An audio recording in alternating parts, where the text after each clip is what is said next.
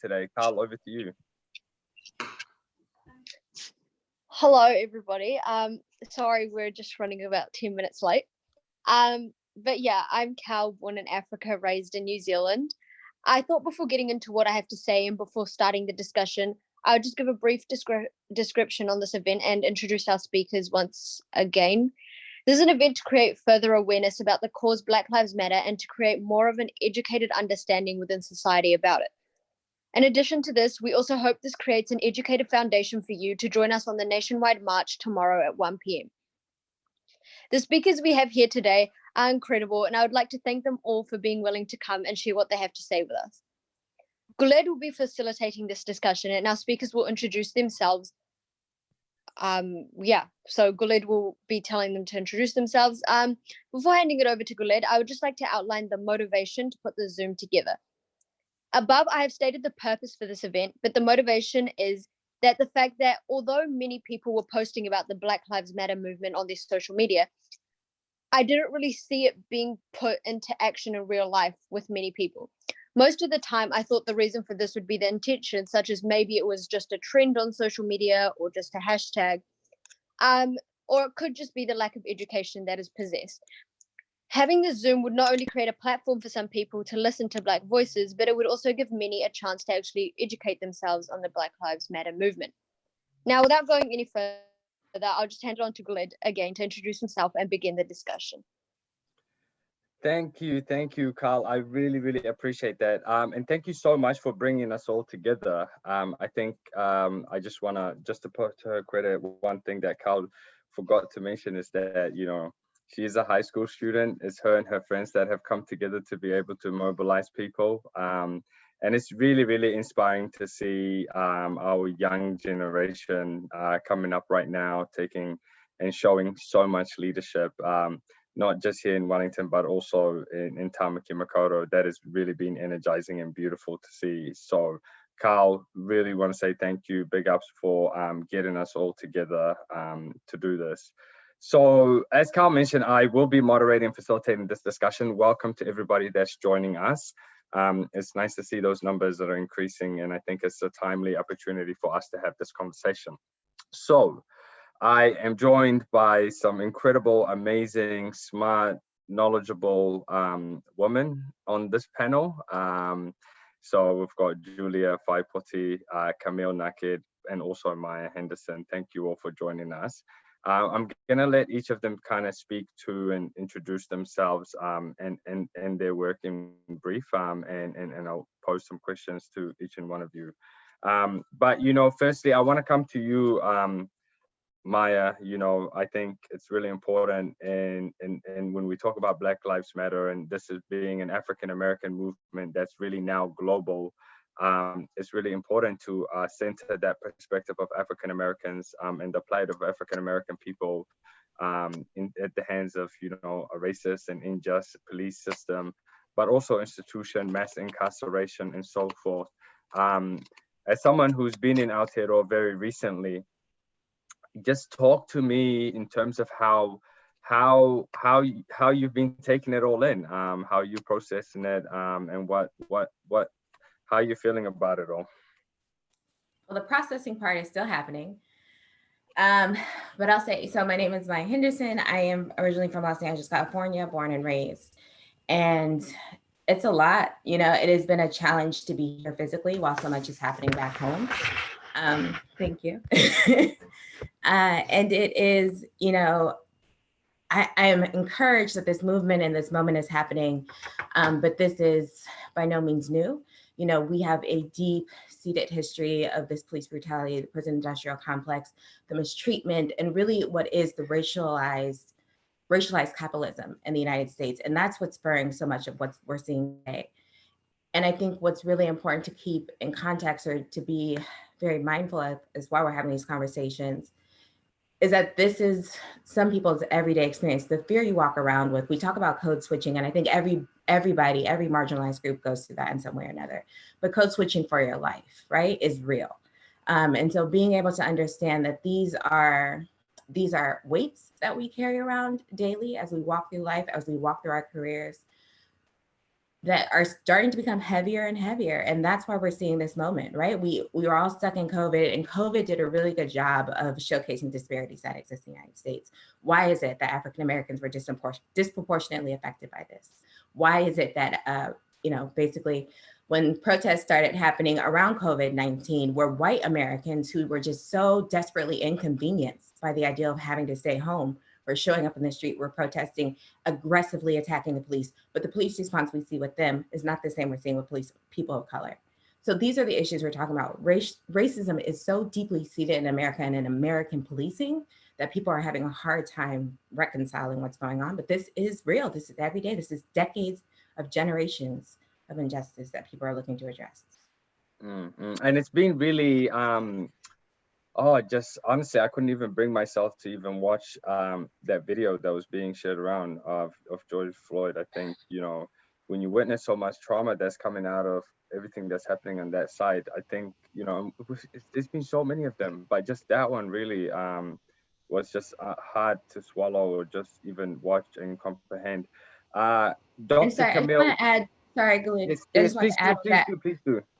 That to me is a very clear and public, that is public lynching, right? It wasn't somebody being hanged by a rope, but that these incidents of him very blatantly leaning on this man for almost 9 minutes, knowing he was being recorded, that was a public lynching. That was him saying, I'm untouchable and this is what I can do. Like, it's not new.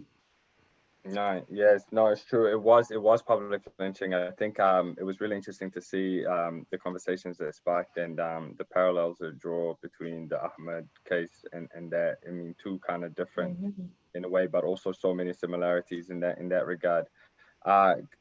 Camille, Dr. Camille is a professor at AUT. She's someone who I've had the pleasure of being one of her students. I really, really enjoyed Dr. Camille's classes, but I have to admit she was very tough on me as a student.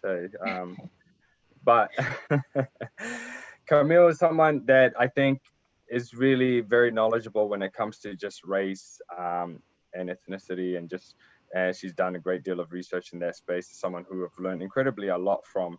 Camille, talk to me about why Black Lives Matter in America is relevant to New Zealand. Thanks, Guled. And if I was tough on Guled and my student, it's only because they are incredibly smart. And they are. I look at how the Black Lives Matter have come about, and I look at Aotearoa. And I remember, and Julia was there when the police over here brought in the armed response team. And there were so many people of color and the mental health groups, the Peoples Against Prison, the police reform, all the groups that came out against it. And in particular, we remember Guled for 4 years ago when we carried out the research on African youth and their experiences with the police, and the brutality of the police towards our African youth here. And it was in the media, and I must say the media was supportive because they from the youth perspective, but every single person, every other person, the keyboard warriors, people who sent in comments, they said what the youth was saying wasn't true. The police were untouchable. How could you criticize such a fine institution? Camille, just to give our viewers a bit of an audience, can you tell us about this report? What was the findings of the report when it was done? Give us a bit more context. I'm very familiar with that report. I will never forget that day. But just for our audience who are tuning in now and listening to this and somewhat probably, in disbelief that something like this would happen in New Zealand, please talk us through what that report was, when it was done, and what the findings were. So about 4 years ago, maybe 3 or 4 years ago, some African youth came to me to tell me about the experiences with the police and that something needed to be done about it. And I said, did you not go to the elders? They said, we did. They didn't think it's true. They weren't listening. And because African community, the older people had a good relationship with the police, and these stories were coming out more and more. And I said, what would you like to do? They said, we need some research on this. And so I said, well, I can do that. And so a whole lot of youth, and we envisaged maybe about 5, 10 people came. We got so many youth coming, and about 33 youth, and there would have been more, but we had to put a stop to it. And 33 youth telling us, young people, I should say, telling us about the experiences at the hands of the police. They could not all of them be lying. Mm-hmm. As a matter of fact, interviewing one of them, they were actually showing me the bruises that they had sustained. And the reason they had got those bruises was the car had broken down. They saw the police, they asked the police for help, as one would do in situations like that. And next thing you know, the police just suspected them of stealing the car that was broken down. I mean, who would steal a broken down car? And shoved them to the ground, handcuffed them. The bruises were still on. Some of them had been beaten up by the police. The police had called them niggers. It was just a raft of incidents, stopping them, roughing them up, and we making note of all of this, and we reported. Those were the findings that we found. Some were police were more brutal than others. Mm-hmm. They didn't say that the police that were of Maori, Pacific, or Asian heritage were less likely to be brutal towards them. Certainly the Pakeha police were pretty much brutal towards them. And the statement they said was, this would have been a lot worse for them if police were allowed to carry mm-hmm. guns. The situation would be a lot worse, because these are young people. The police are already roughing them up. If the police carried guns, the next instant would be to them, and who would believe young African youth? And so we presented these findings at a large hui. I remember Senior Brown Davies said, thank you for doing this report, if only to stop the mass incarceration of African youth, as has happened to Maori youth. And it was a very poignant statement to say, and I've never forgotten that. But the police denied the report. I would say that Wally, afterwards, we had a sit-down chat, and he said, Camille, I did not know. So I will put that out there. He did not know what was going on. I do not know who was meant to relay the information to him.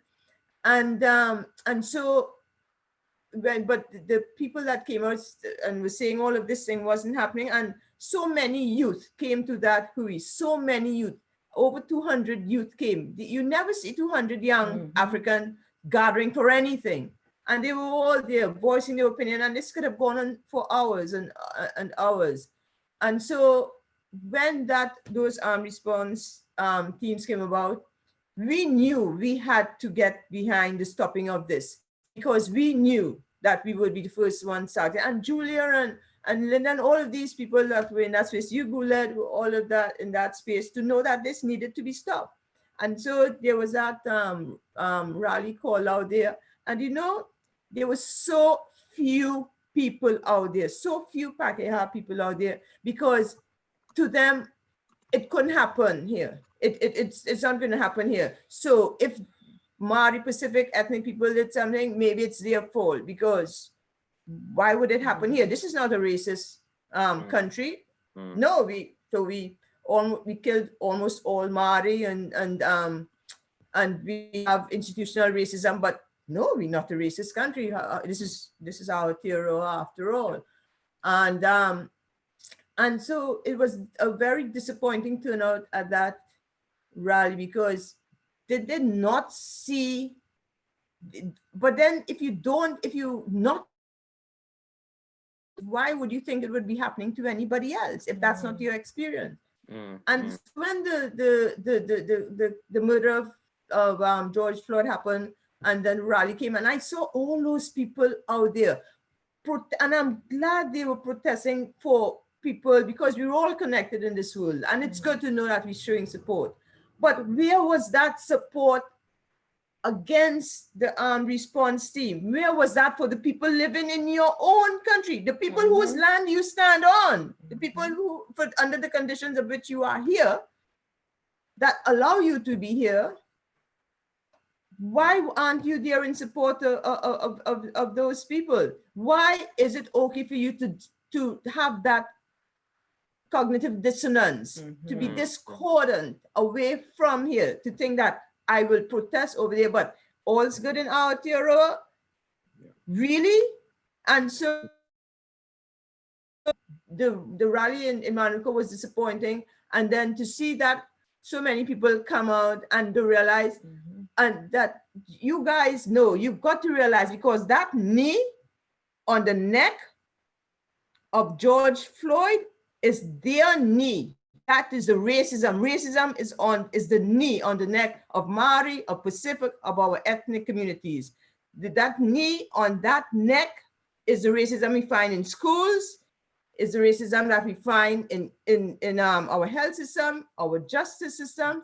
When you go into a neighborhood like Ponsonby and try to get people out, whose neighborhood was there before, to tell them to leave, that is, you are effectively publicly lynching someone and saying, I've got my knee on your neck and you have to leave this neighborhood. There is no difference. No, Camille, thank you for that. That's a really great overview. I mean, I haven't really gotten over how since that day we launched our report, that really there has been no action, no follow-up. It's quite really sad to see now that everyone's coming to march out, and a part of me felt a little bit, frustrated, and I still do, and I think we have every single right to do that. And I really want to come back to, I guess, what the next steps are, because I'm conscious that there's a lot of people that are now tuning into this conversation who are wondering, what can I do?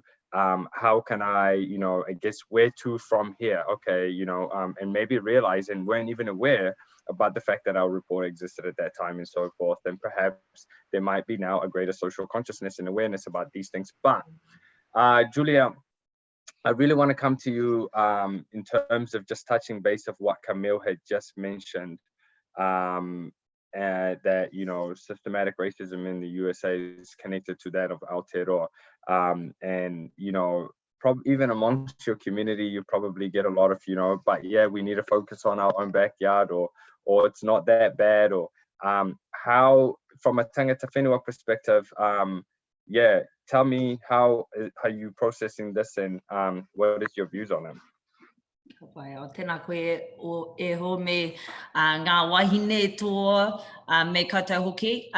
Kia ora everyone. Thank you for inviting me to be part of this conversation with you all, and for allowing me to be part of this. I feel very strongly that when we stand in solidarity, that you have to shine a light on our own home as well. And a lot of what you were saying, Camille and Maya, just resonates very strongly with me. I know amongst Māori, as Indigenous people here in Aotearoa, New Zealand, that there's discussions about what is our place in this. We should be focusing just on Māori things, or we should just be like, that's something that happens over there.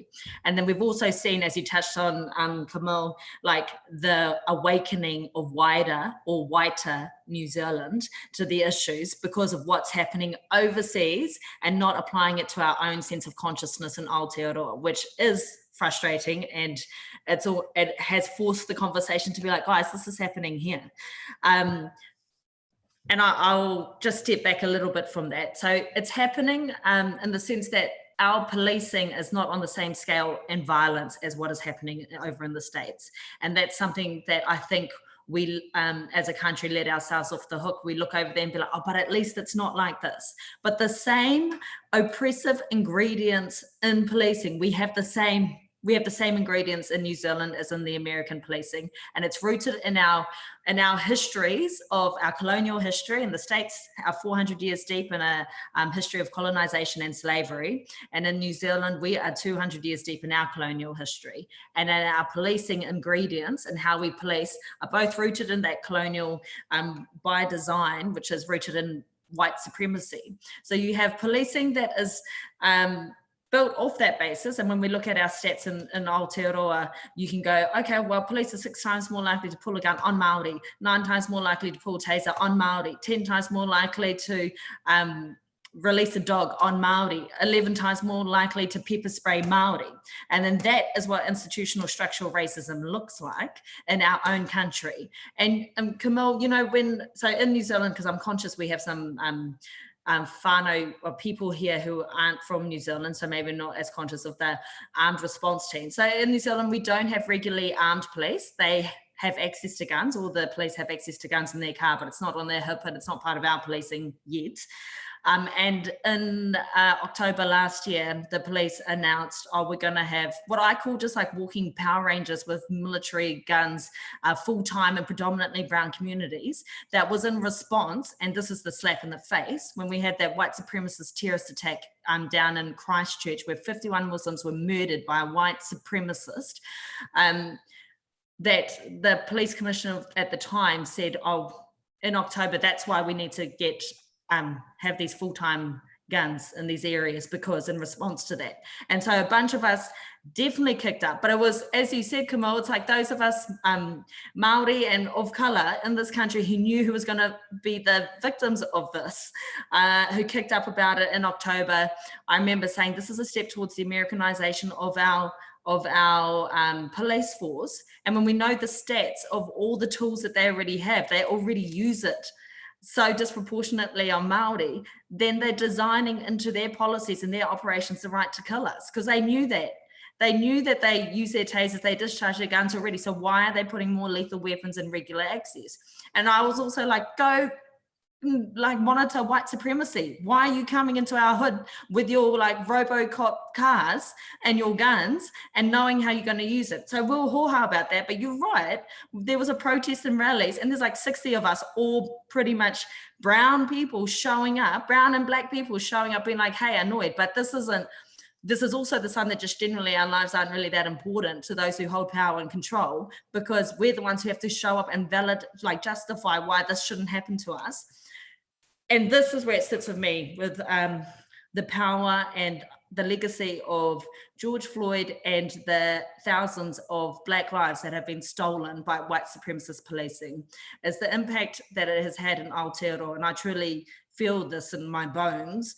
I was listening to someone speak at George's funeral on Wednesday, New Zealand time, and the words were something like, when George lost his last breath, he enabled others to breathe. And it was from his murder and white New Zealand seeing that. You cannot unsee and unfeel the violence of that video. And we know that just happened to be one that was captured. And when people saw that it made wider New Zealand kick up about the fact that, oh no, we don't want those guns here. And then that in some part played a role in forcing the police commissioner out, New Zealand police commissioner out, saying, oh, we're not going to do that.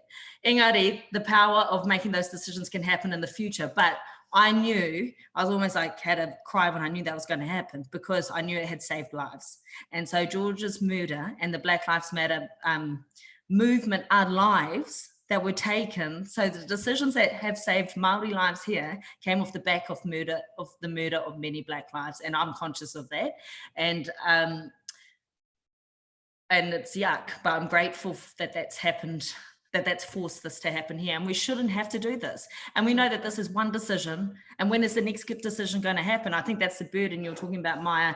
This isn't something that we just get to tune into or do a hashtag or an Instagram post. It's a lived experience and violation and fear for our children, for the lives of our brothers and sisters who go up, because the system isn't something that we can trust. In fact, it was built up, designed in a way that it is working perfectly and keeping us under the foot.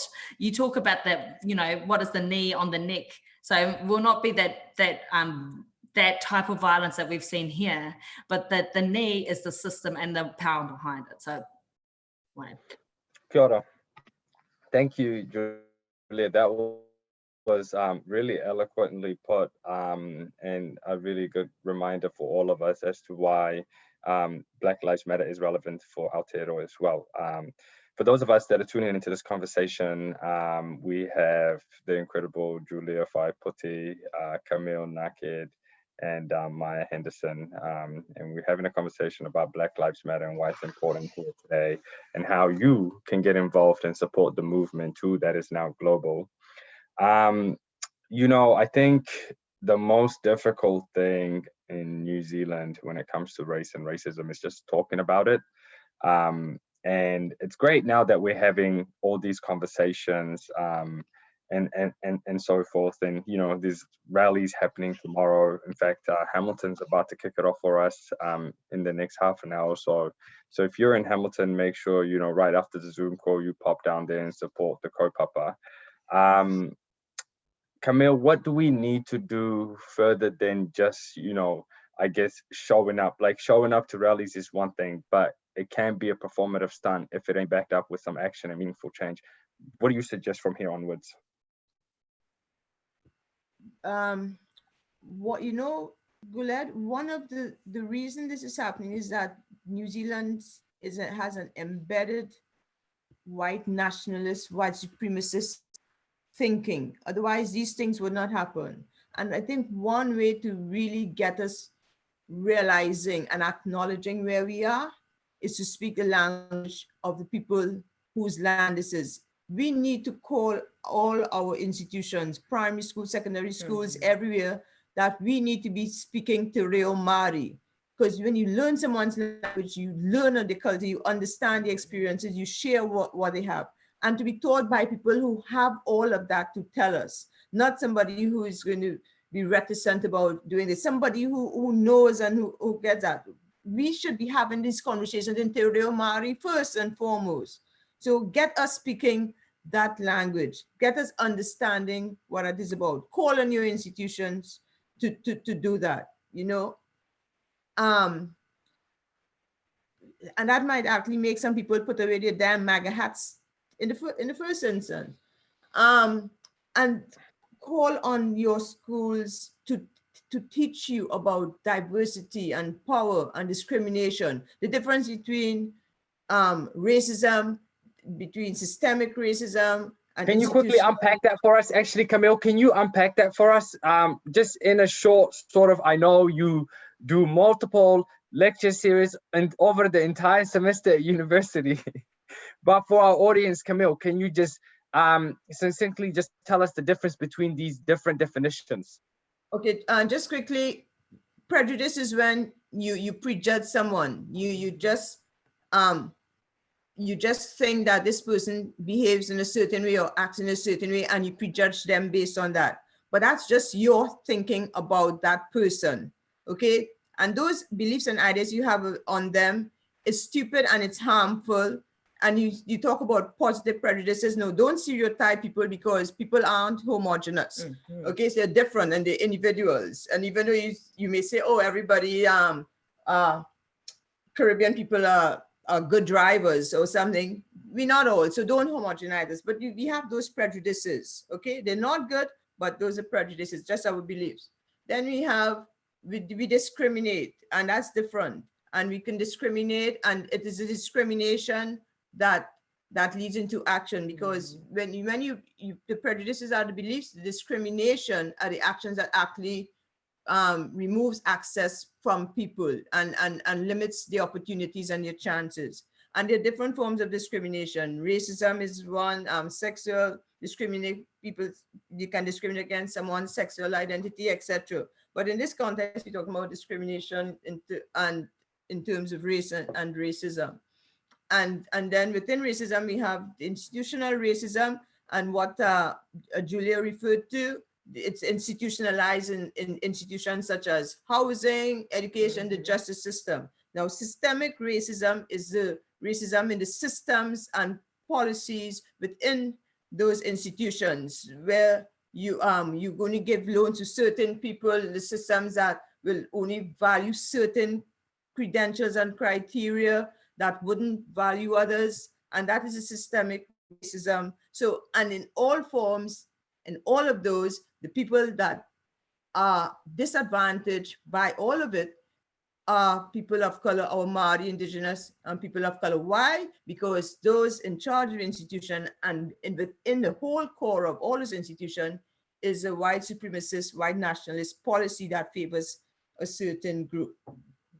Yeah, and for those that are interested in learning more as well, you know, But there are Guled, what I plenty of. want to say is one of the things you could do, students need to call on the institutions, the universities to teach those things. So let them know about it, because I teach this in the final year paper. Students should not have to get into the final year of a university degree before they understand those things. Where is the teaching of the Treaty of Waitangi? Teaching of the history of Aotearoa? Where the teaching of our Maori, our Tangata Whenua, that actually did all it could to maintain the systems and structures, the cultures? Where is that? I want to know that. I didn't come to Aotearoa to learn about Pakeha. That's one way to put it, Camille. I think Camille, comments are coming in. I think, you know, the point that you mentioned about people telling in the institutions is really important. Claire over here saying that actually it's adults that also need to learn Te Reo. So that's a really good point to be mindful about. Thank you for that, Claire. Julia, why is institutional racism the bigger beast that we all really need to worry about and focus on? Well, I think because of the consequences of not addressing it, it keeps in control. I mean, by design. So colonized countries and colonized systems and structures by design have they require taking power away from Indigenous people and people of color. And then they build systems that apply that power to Indigenous people and people of color. And so the fact that all of our structures and systems are built off this, as Camille said, I mean, it's not just justice, it's health, it's education, it's it's all these things. And so it means that it doesn't matter, like how we had this big response around that, the armed policing coming to New Zealand in full time in different areas. That was one fire to put out. But if we don't address the institutionalized racism and how racism has been designed into our systems, and I think White New Zealand has a responsibility to address that and understand it and get tooled up because it's very defensive, like we're not racist, but it's actually like whether you are in fact or not racist. That's we could have a big corridor about that, discussion about that. The systems, you can have a Maori police officer, the whole police force, the front line could be full of Julias. That does not make the system not racist. That does not make it better. All it does is put a cushion in front of the gun and makes it, a softer blow for our communities and people, because inherently the structure itself is violent because it is racist and because it targets certain communities. And that's why we have to deconstruct the structures and systems that do that.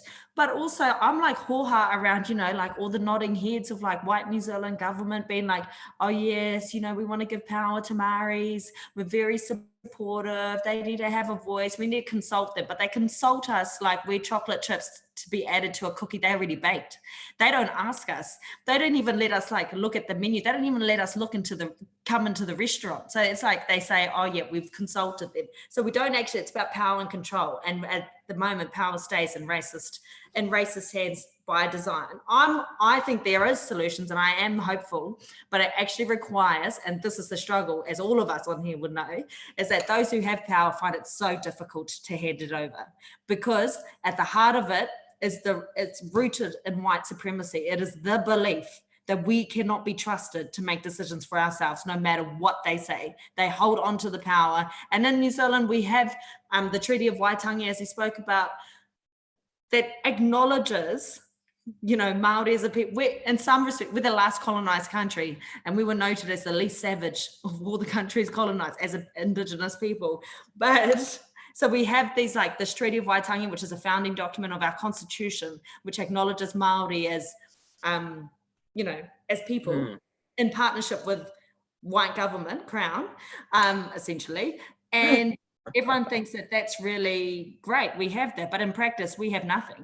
Like in practice, they might, you got the institutionalized mihi, where you get the Prime Minister up, he says, kia ora, and then it's like, open with a Maori saying, and then Pākehā values, white values, white values, white values, white values, ends with the Maori saying, if you're lucky. That's where we're at. So it's about power. It's trying to hand over power, but that looks, I think there are really practical ways that can look. Like yesterday, 2 babies were going to get stolen into the state system. Again, Maori babies at a hospital up in Auckland, and a Maori organisation filled with professionals in the white world and social workers in the white world. So I say this, so it means they have all of the status in the white world. They are professionals. They went in and they blocked the state from coming to get the kids, stealing these babies directly from the mother before, we've heard stories. I work at this place that monitors our, I call them whakapapa stealers, which is like, and they take the babies, but I still got a job there, haven't been fired yet. But we talk about that Maori should have the control and be trusted in that process, but we're not. But they went and showed leadership and said, we're just going to do it anyway, and we're going to stop you from coming and taking these kids. We will wrap around support, because that's actually what is needed. And that might be what in the law says and the policy says for the state institution of taking babies, but they don't practice it. They just hold the power without action. So we had Māori forcing action, say, well, we're just going to do it anyway. And what happens, those babies went stolen, and then, but there are needs there and support needed for the mama and the baby that is being supported there by Māori. And that's actually just taking power. Without the resourcing, we have to force the issue, but I'm about, let's force the issue. Let's just do it. Let's not wait. We cannot wait for the hand of the oppressor to feed us. That's never going to happen. I totally agree. I think the time is now, while we all have the energy and the momentum to keep going and to keep pushing. And I think it's important that we all take a collective action and a collective stance against this. And I really very much agree with you, Julia. I think the thing that I have been saying to a lot of, I guess, friends of mine that are, Pākehā background, that don't really experience racism at all, is that I'm sick and tired of cleaning up other people's racism problems. I actually am. Integration is a two-way process. And I guess as, someone who is not tangata whenua, the way I see it is that it's a two-way process, and it's upon the whole society as well. So those that are already here, including Pākehā, to be also able to play their part. And we're doing ours. We're having conversations about the Treaty of Waitangi, what that means for us as resettled communities. Gosh, we're even learning the English language just to be able to communicate, we're doing so much. And honestly, I feel like everyone else that is wondering, that is on this call right now, wondering how they can play a part, focus on your part, seriously, in spaces and settings in which we're not even invited to, in your pub crawls or at the brunch dates plans or whatever, just in those settings in which we're not in. Educate them, speak up on it. I just wanted to yes, add to it, Camille. I know you have something to say there. Yeah, no, I want to say that what Julia was referring to about those babies. I was in that hospital yesterday morning, and I saw, I spoke. I said this at the Hui we had last night too, and I love living in West Auckland. There were all the Māori people around there, but then I saw these camera crews, and I'm thinking like, what's going on? But I love living in West Auckland because everybody is like me, you just feel at home there, and I'm thinking, what's going on? And so I asked, and no one wanted to say anything. And it was only when I was coming home, I heard on the news that all those police officers and those people that were there to steal that baby. I don't want to use the word uplift. They were there to steal those children. And I saw the whānau there, and I was so glad they were there. But the feeling, I know somebody in the chat says, do we know why those babies were taken away? I don't even know if that is the issue. When to think that I was right morning at 8:45 to see all those people there surrounding them with that look on their faces. If you were to see that, you wouldn't ask why those babies were taken away. Instead, ask what has led to the situation that you think you have to steal Māori children away. What situation have you created? What has New Zealand created that has allowed the system to think that they could come and steal Māori and Pacific children? Instead of blaming the victim, look to the systemic policies and processes that had happened to allow that. I was snapping my fingers there for you, Camille, because I was feeling all of that. So now I really appreciate that, Camille. I think that's really important. I guess I'm really conscious about time and that we really don't have that much I guess period left of this conversation for everyone that's joining in now, or just captured only parts of this conversation. Main things to take note is that systematic racism of that in the USA is connected to that of Aotearoa. We need to be able to talk about injustices and racism towards tangata whenua while we are here in Aotearoa. You know, and we need to also acknowledge the global nature of the Black Lives Movement. Maya, firstly, I just want to come to you in terms of what can we do for the African American brothers and sisters that are on the front lines? How can we support that kaupapa? I think it's being done. So I have to say I was very encouraged by the march that happened last week, and I'm encouraged by the march that's happening this week. I think, you know, the visual representation of people paying attention and realizing they recognize what's going on, that they are not okay with it is, you know, at the core very heartening given all that's going on. But at the same time, I think the way I have to say, I agree with Julia and Camille and you, is that we really have to, I don't want to feel, and I'm new here in New Zealand, but one of the things that I felt being here new and engaging with different communities is there's this ideal of holier than thou here, right? Of white folks here feeling as though they don't have to deal with those issues back in the States. They don't have the same problems back in the States. And I think addressing the issues of racism here, especially systemic racism here, is one of the ways you support it back home. If you really want to be an example, show you are an example. Start to address the issues that are here that are impacting people of color here, and start to, I would say, through community, through not, you know, tokenized engagement with Māori communities or Pacifica communities, but through actual engagement where they're allowed to lead and push forward the ideals and practices that are going to make a real change and make a real difference, allowing that voice to lead the conversation about how you start to decolonize institutions is a way to start framing examples of things that people can use, not just back in America, but around the world. So I would say, you know, the visual representation of the march, deeply appreciate it. You know, any kind of online media social support, you know, any kind of signal back home to say that we see what's happening and we here aren't going to stand for it as well, but also really looking inward and fixing any institutional issues that need to take place here. That's beautiful. Thank you so much for that. And that's right, people, you heard it from Maya. So make sure you show up tomorrow. Yes. But I also want to show up. Said, and I'm sorry to cut you off. But I do want to say, like, these are all my opinions, these are all my feelings. And I want to make sure we are aware that, you know, I am one person, and I believe my family would agree with me because they'd be, you know, cut off if they didn't. But basically, these are my opinions. We aren't on one monolithic group. And I think that's also something that really needs to be practiced both here and back home, is like recognizing, you know, how I approach this might be different, but being sensitive and being willing to open and listen. But I think I'm right, so it's fine. Oh no, you're definitely right, Maya. I'll tell you something though, that people, even here in Aotearoa, we haven't really had a conversation about what it means to be Black or even brown for that matter. You know, in New Zealand, we're a little bit iffy about race because we prefer ethnicity, but we technically mean race, but we just don't want to say it. It's really weird and strange. But I hear you on that, and I think the visual representation matters because it sends out a strong message out there. So cancel your brunch plans, cancel everything, make sure you show up tomorrow. Everyone that said they are us, we expect to see you, no excuses, it's level 1.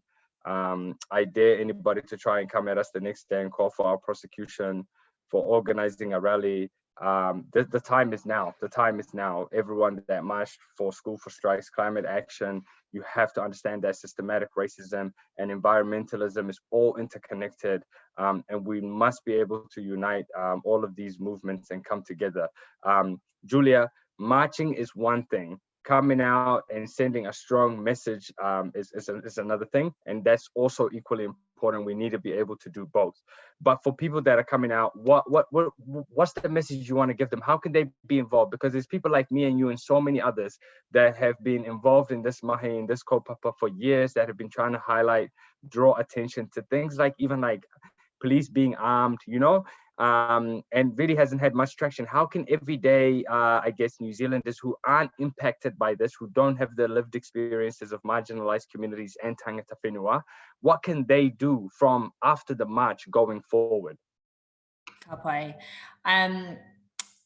Firstly, like I think in a New Zealand context that it's really important that white people do some work. You need to know your culture, you need to own the culture, you need to do work. And that doesn't just mean hitting up your Maori mate or your, you know, which is the go-to. It means read our history. There are many resources available. If you want an easy one, you can go to like the Citizens Handbook on RNZ and you can watch 10-minute videos that summarize just facts. You cannot argue, you know, like I think lots of people are like, oh, but I'm not racist. Oh, but I was poor too growing up.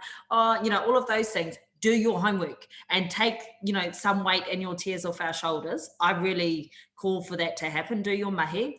So that's targeting. I focus on white New Zealand to do that mahi. I also just want to acknowledge, and what you were saying, Maya, about people of colour who live in New Zealand, born in New Zealand, but have Black ancestry, have African ancestry, have all of that. And you know, what does that mean to exist in another land as well? And then also experience the violence of systems and structures and outsideness. And I think that it's really important that there is space for communities of colour to be able to talk and know, well, to have that healing sort of space, because it's an everyday onslaught and everyday violence. And I do think, Gurlit, you and I have spoken about this in a New Zealand context, that it's important for Māori, Indigenous here, and people of colour from all different parts, all different ancestry, who are New Zealanders, who have migrated recently, that we can have those conversations about what our collective solidarity is and our shared experiences. And you're right, Maya, like I know, you know, it's actually unfortunate you always have to say, oh, I'm not speaking on behalf of all, because every time I speak on behalf of all Māori, because that's the burden of what it means to be us in these kinds of spaces. So that's, yeah, we need white people in New Zealand to do the homework and to know your culture. And knowing your culture isn't becoming Māori, because you see that. So it's actually connecting with who you are and understanding it. It's actually, you can be, so in New Zealand, like, we have Pākehā, that's the name for white New Zealanders, and Māori actually means normal, like ordinary. And so that happened when white people arrived initially, and then Pākehā is like the name that's like the other one, the other group. But actually, you can't be Pākehā anywhere else in the world. And I need you to know your culture, and I need you to own it. And I need you to be bothered, because that's what privilege is you get to choose to be bothered or not. So be bothered. And yeah, it's not enough to do a march or do a hashtag. It is important to be seen and to show up, but it's important in your everyday life to be challenging the spaces that you're in. When you're sitting in a room making decisions, who is around the table? And then if you ask yourself that question, you will know it's mainly white people. And who are you making them about? And in New Zealand, we have to sing about saving Māori, because we're in such, you know, overrepresented in all the stats. And for our global audience, Māori we're about 16% of the New Zealand population, but we make up over half our prison population. We have the highest incarceration of Indigenous women in the world, and our babies that are taken. It's like all of those things, which are like similar negative stats in all different colonized countries. That's just the reality it is, but the people in power who are making decisions aren't our own. So you need to be challenging those spaces that you exist in. And and that doesn't actually mean you need to be in some flash government job. That can be at your cup of tea dinner table, because you're going to have like Karens and Bruces or whatever in your whānau, and uncles and aunties, and challenging your own racism. Like, sit with it. Don't get all defensive about, oh, and speak amongst yourself. Find the tools that you need, because it can be confronting, but there's mahi to be done as well, like putting the hurt and those burden on people who experience that shit every day. I know I place myself in sorry for the swearing. I place myself in a bridging role where you're trying to communicate. You've got to hold yourself in the Māori world and the Pākehā world, and I'm trying to bring together, but you need to be doing the work. You need to do the mahi. So our grandchildren can like get the treats, and the treats is such a low bar here. It's where we can just breathe and exist and be ourselves without justification or without having to explain to our kids, not, you know, what you need to do when you talk to the police. Try and be polite. Like, you know, we shouldn't have to do that. We should be allowed to exist. And that requires white people to do the work. Show up to your marches, but then you better be marching every day, because we are.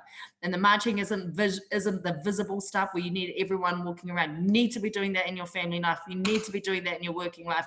You know, you need to make this personal, because it is so personal that it's, how must it be you know, to be watching that video of George Floyd being murdered, and then he looks like your brother or your sister or your, you know, whatever. How must that feel? That's not something you can choose to watch or engage with. I have not watched that video because I don't need confirmation of that violence. But that's the kind of the emotional currency and weight that it takes. I speak for myself as a Maori woman, watching like the ongoing oppression and colonization of our people. It's living, breathing colonization existing in our prisons. You know, I've got whānau inside at the moment, and the consequence of you know, having a dad missing, or from my like nephews' lives. What does that actually mean? You know, it's, if we have systems that isolate and disconnect but don't heal, and then that just reproduces. Absolutely. No, absolutely, absolutely. Julia, that was, oh my God, so well put, powerful, absolutely powerful. Camille, I'm conscious that you have to dash off there. What is your final message to people besides telling them to show up, making sure they come through, educating their peers within their circles and spaces that we're not invited to, learning about the reo, obviously upskilling themselves on concepts around racism, prejudice, discrimination, and so forth. What would you like to leave with the people that are tuning in right now? Well, listen. I want them to listen. I want them to do. You know, if you've told something to do, don't tell us how to see things. Let you listen and you learn and you just do. Don't go there looking for our friendship. Maybe we're not ready to trust you just yet. We're not ready to trust where you're coming from. When Julia had talked about letting Māori sit at the table, everybody knows that's not sitting at the table. That's co-opting their silence. That's co-opting them to keeping them quiet, throwing the little crumbs. So if you want to be, if I'm talking to those that come as allies, you come as unconditional allies, which means doing what you told, listening to us, being quiet, just following. You're not there. You don't know. It's not your experience. And if anyone tells me, well, if I don't like it, go back to the Caribbean, I'm more than happy to do that. And I'm taking them with me. I'm dropping them off at their own places, because I know they're not from here either. So don't take that approach. Don't tell us we're oversensitive. Don't tell us we're too sensitive. Just don't tell us, well, if only you would do peaceful protest. Don't tell us how to protest. Okay, there is no violent protest and no peaceful protest. There is protest. Protests are meant to move things along. So don't tell us, don't go looting. Focus. Don't tell us to don't wreck property. Property could never be more important than people. Don't tell us we're destroying livelihoods. Livelihoods could never be more important than lives. You think about what's going on here in our Aotearoa and just follow. Just listen. Just do the mahi that we want you to do. Don't take center stage. This is not your space. It's there for support. You've ruined enough lives and systems. Now let us, up to us. You know, we will do this. We didn't come this far. We are resilient people. So we don't need any white saviors. We good. Beautiful, beautiful put. I know we have to conclude soon. Maya, any final remarks from you that you'd like to leave with our viewers? It's Take care, Camille. Thank you. It's all been said. And again, I'm just wholly heartened. And again, I'm processing a lot that's going on and processing every day. But I'm really, I'm thankful for folks who showed up in this space and who are eager to learn. And again, I would just say, listen, I find that is the most difficult thing for people to do. They show up in a space with the best of intentions, but they don't know how to take a side seat or a back seat. This, again, is not always your issue. It's not about you. Don't make it about you. Don't detract from the work that's being done. Like, realize that your feelings are valid, but you don't have to share them all the time. Listen and figure out how you fit in and how you can help move work forward. And I just want to say to our Indigenous, Black, and people of color, your resilience, our solidarity is remarkable. That's why we're still here. Thank you, Camille. Have a great one. Bye-bye.